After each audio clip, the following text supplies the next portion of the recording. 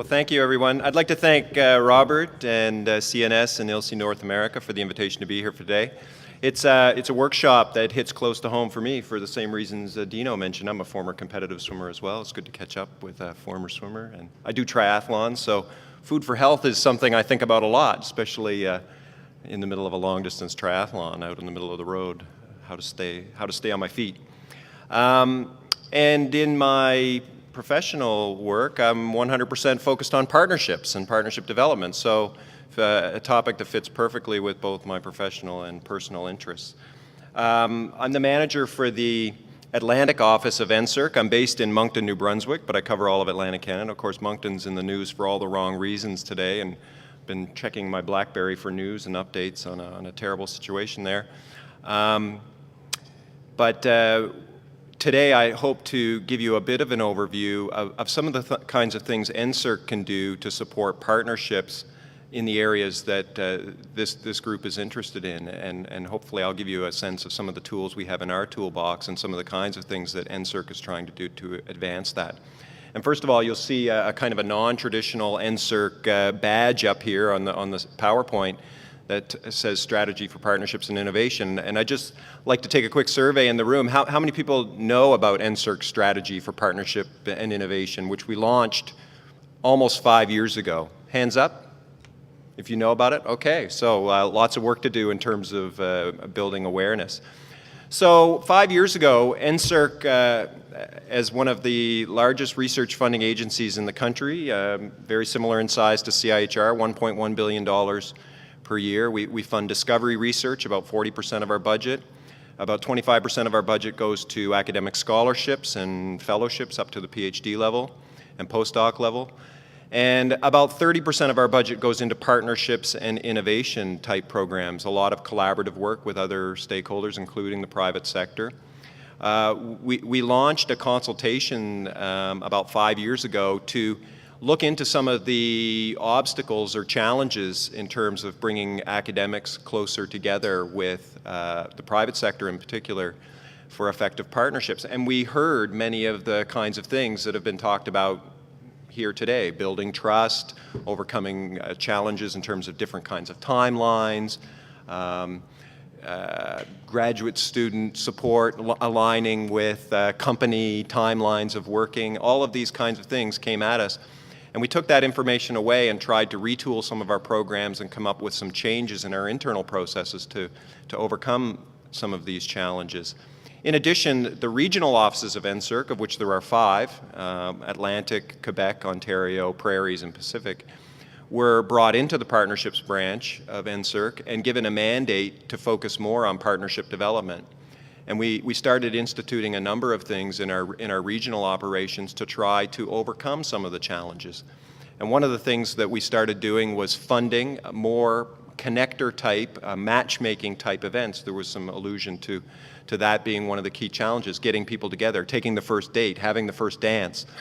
So we've invested in that kind of thing through some of our own grant-making mechanisms. Each regional office has regional funds available for facilitating new collaborations between academics and the private sector. We can fund workshops at the national level, thematic workshops, such as in areas like this, where we bring academics together from across the country. We can involve community colleges as well, stakeholders, for the development of new research collaborations. And often that's the hardest thing, is to take the time to step back and put the time into the planning and development of new collaborations. NSERC can be a partner in helping you do that, and I hope to leave you with that message today. So the first thing there's been some talk about this, does NSERC fund health and food research? Yes, indeed we do, I'll give you some examples of that through some of the tools we have. But NSERC does have a mandate issue that is different than the Canadian Institutes of Health Research, and our agencies work very closely together to try to make sure nobody slips through the cracks, that we can fund good research in this country, deserving research. but that CIHR is following its mandate and NSERC is following its mandate, and we have a health working group inside NSERC that tries to do that. And we work very closely with our colleagues at CIHR to make sure that both of our agencies are funding good research in this country.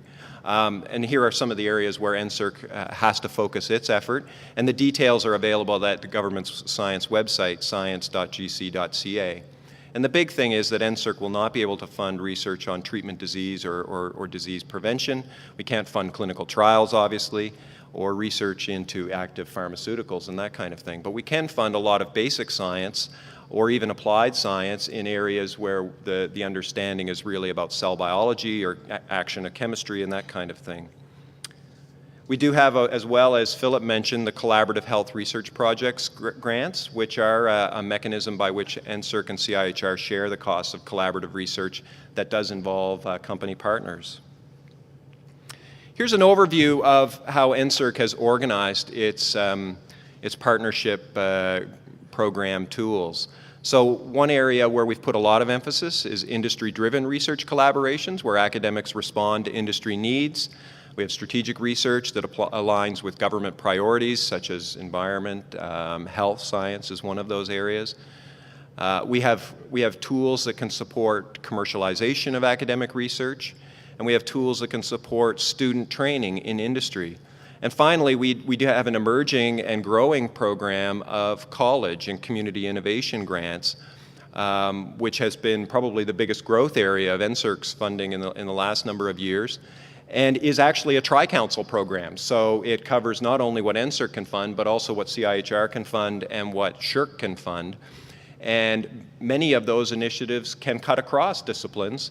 And a good example is Holland College here in Atlantic, Canada, PEI, which has Canada's Smartest Kitchen, a great theme that goes with food and health, and was successful in a technology access center competition that we held through our College Community Innovation Grants program a couple of years ago. So many of the kinds of initiatives you're talking about here today can also be tackled through community colleges, and we can include community colleges in many of our other grants.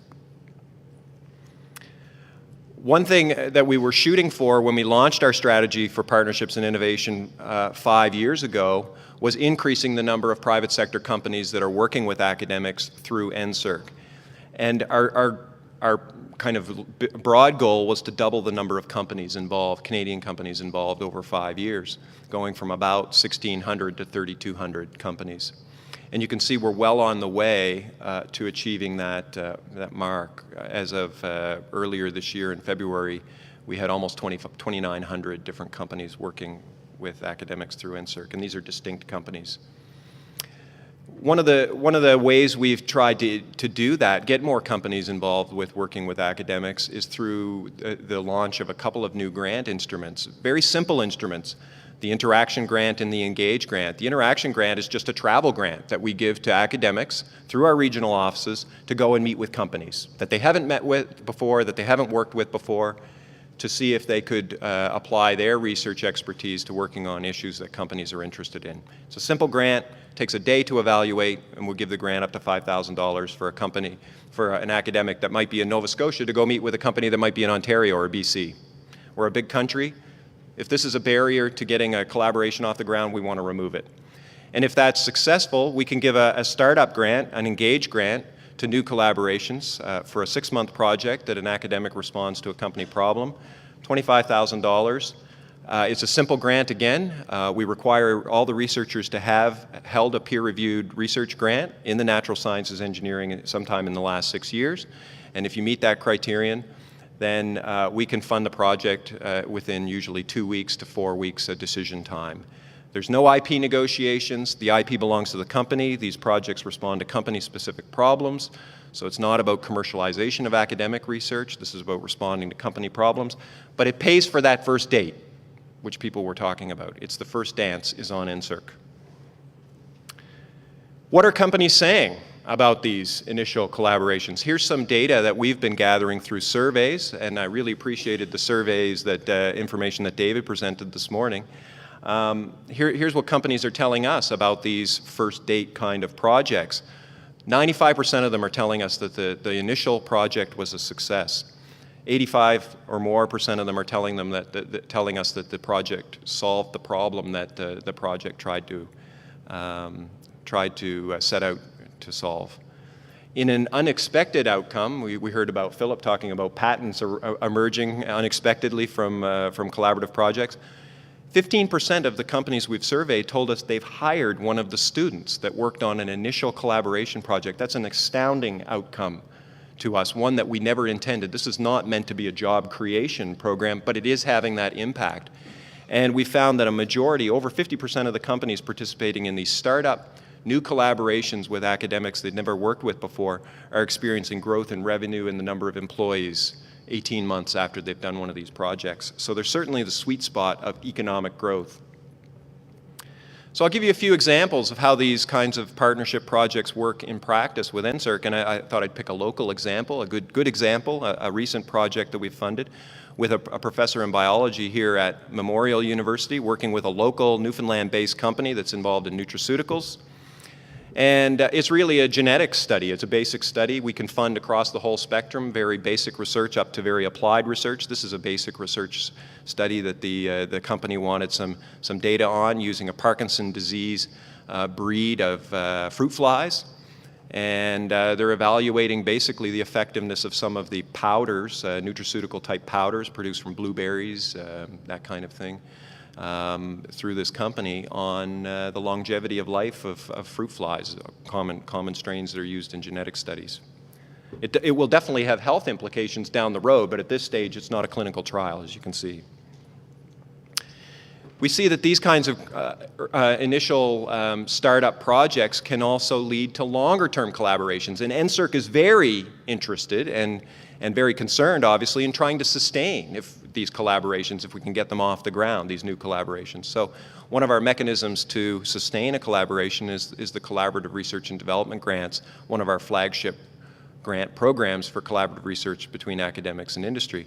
So here's a researcher who's at the Food and Science Nutrition Program Chemistry Department of Carleton University. Started with an ENGAGE project with this company Natunola on looking at prebiotics and antioxidant activity of flaxseed in yogurt. And if I can get this to work, that has then led into a collaborative R&D grant with the same company, and now that company is investing cash and in-kind support into a longer-term project, a 3-year project that continues the original study that started under the ENGAGE grant. And here's what the company president said about the ENGAGE grant. This is what NSERC's budget for collaborative research and development grants looks like these days. It's grown significantly, as you can see, creating an enormous opportunity for academics in the natural sciences and engineering who want to work with industry, want to work with companies to have a great opportunity to get funding to do so. And you can see in the last 5 years, last 6 or 7 years, sorry, the budget has basically doubled from about $35 million up to over $75 million now for collaborative research. If that is successful, then we have another award that we can give to very deep and long-term relationships between academics who hold a high stature, academic stature, and companies that they're working with. And a couple of examples, one from dairy farmers working with a professor at the University of Guelph, another one from Simon Fraser University, and you can see how these relate to the topic of food for health. The industrial research chair with the Dairy Farmers of Ontario is focused on dairy microbiology, whereas the other chair I've noted here is really focused on trying to reduce pesticides in food-grown crops. And these are long-term grants, 5 years at a time, in which industry is investing in the academic program with these collaborators. And we fund about 150 industrial research chairs across the country each year, and NSERC is expending about $28 million a year on these kinds of awards. I'm very happy to tell you about some of our training programs and getting students involved. As academics, I'm sure many of you worry all the time about how to orient your research programs and your teaching programs to give the students you're involved with the best opportunities they have for future employment, whether it's in academia, industry, government, wherever. And NSERC has tried to adapt its training programs to support that kind of reality that we have for our students, giving them diversity of training experience as they go through their studies, whether it's at the undergrad, even up to the postdoc level. And one of the programs we launched a few years to do that was the CREATE program, Collaborative Research Training Experience. And in our most recent competition, this was one of the awards that we made. It's gotten a lot of press because it's quite an innovative program involving 4 universities and a community college.